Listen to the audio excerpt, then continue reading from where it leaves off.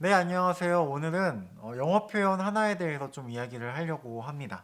이 I am dead라는 표현인데요. dead라는 이 단어, 형용사를 살펴보면은 굉장히 재밌는 요소가 많습니다. 첫 번째는 I am dead라는 그 표현 자체가 굉장히 모순적이다라는 겁니다.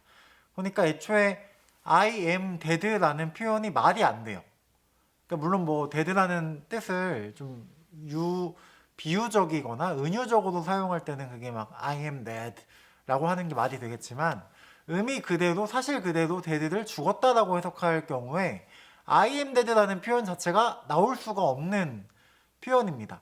그리고 또 심지어 나와 너가 있다고 했을 때 you are dead도 말이 안 되는 표현이에요. 왜냐면은 보통 you라는 표현은 화자와 청자가 있을 때 화자가 청자에게 사용하는 대명사인데 you는 you are dead라는 거는 청자가 있음을 전제를 하는 거거든요. 근데 you are dead라고 말하는 순간 청자가 없게 되는 거고 청자가 죽어 있는 경우이기 때문에 I am dead도 그렇고 you are dead도 그렇고 둘 다 의미적으로 모순된다 라는 되게 흥미로운 지점이 있고요.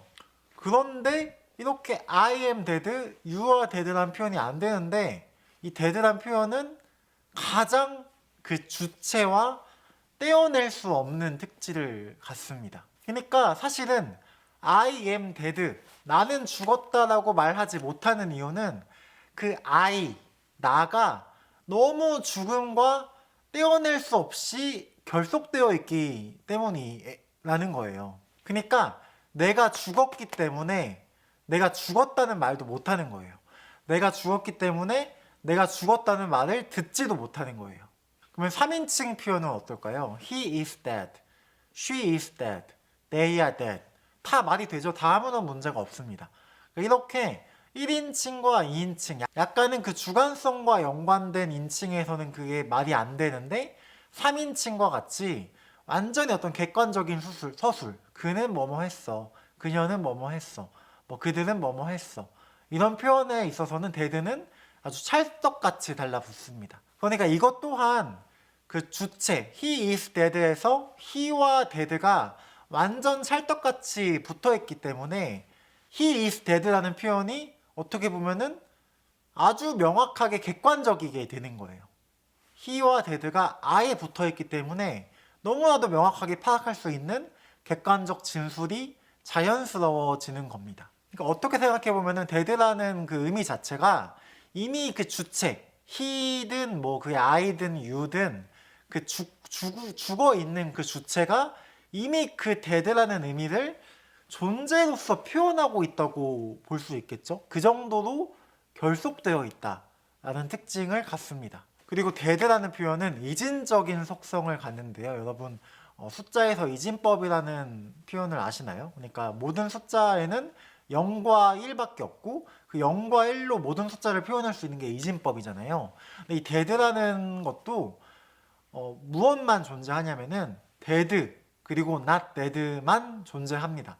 그 사이에 뭐 less dead, more dead 이런 표현들은 없어요. 정도를 표현하는 표현들이 없습니다. 그러니까 이 비교급이 없는 특징, 어떤 되게 이진적인 특징, 죽음, 죽지 않음만 있는 특징 또한 어떻게 보면은 그 죽음이라는 속성이 그 주체와 너무나도 결속되어 있기 때문에 발생하는 일인 것 같기도 하다고 생각을 해요. 이와 같은 이진적 속성을 또 갖는 사례가 I'm married, you are married, he is married. 이 결혼한이라는 표현인데요. 이 표현 역시 married or not married 밖에 없죠. 근데 이 married라는 표현은 1인칭과 2인칭을 사용할 때 별 문제가 되지 않아요. I am married, you are married 할 수 있어요. 그런데 결국에는 그것을 말할 때의 목적은 무엇이냐면은 이 dead와 똑같이 dead도 아까 3인칭으로밖에 사용이 되지 못하면서 그 객관적 서술, 객관적 정보도 귀결이 되는 편이었잖아요. 근데 I am married, you are married라는 표현 역시 결과적으로는 그 혹은 그녀가 결혼한 상태인지 결혼하지 않은 상태인지를 객관적으로 파악하기 위한 어떤 발화라는 공통점이 약간 있는 것 같다고 생각을 했습니다. 그리고 네 번째 특징은 발화를 할 때 그 표현이 되게 영속적인 것으로 간주된다는 겁니다. 그러니까 he is dead 라고 했을 때 그 표현이 그가 계속 죽어 있을 거야 라는 그 의미를 함축한다는 거죠.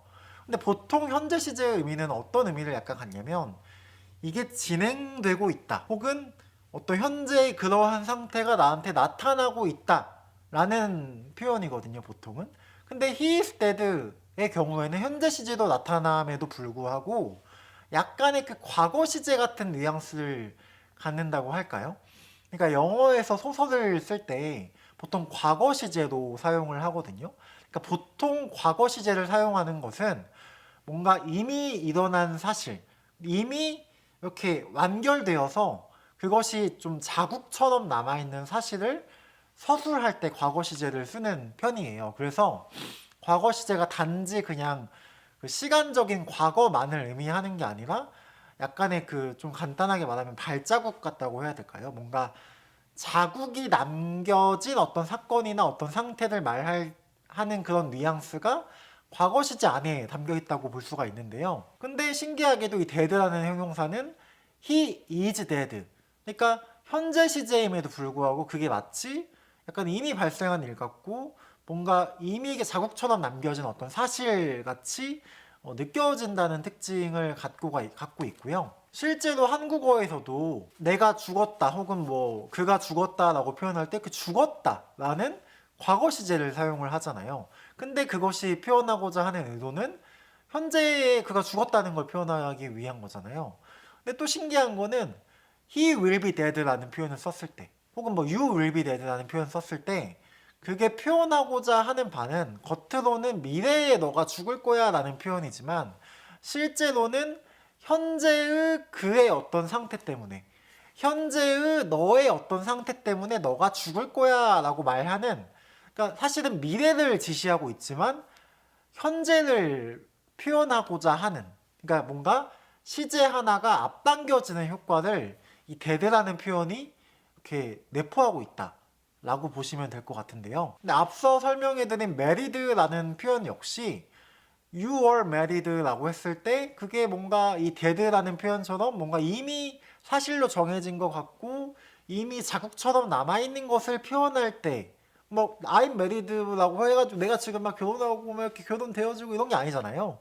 그러니까 그런 느낌이 있고 뭐 you will be married라고 했을 때도 그게 표현하고자 하는 바는 사실 지금 너가 이렇게 연애하고 있고 되게 어울리고 너가 운명이고 이 친구랑 이런 어떤 현재 상태를 표현하기 위한 표현이라는 점에서 이 married라는 형용사가 dead와 비슷한 공통점을 또 공유하고 있다 라고 말할 수 있을 것 같습니다. 그래서 약간 오늘은 좀 언어 철학적인 이야기일 수도 있고 아니면 언어학적으로는 이렇게 발화할 때 청자와 화자와의 관계를 고려해서 그 언어의 의미를 파악하는 뭐 활용론적인 이야기일 수도 있는데 되게 그 dead라는 표현, I'm dead 라는 표현이 저한테 꽂혀가지고 오늘 한번 그 표현에 대한 이야기를 한번 해보았습니다.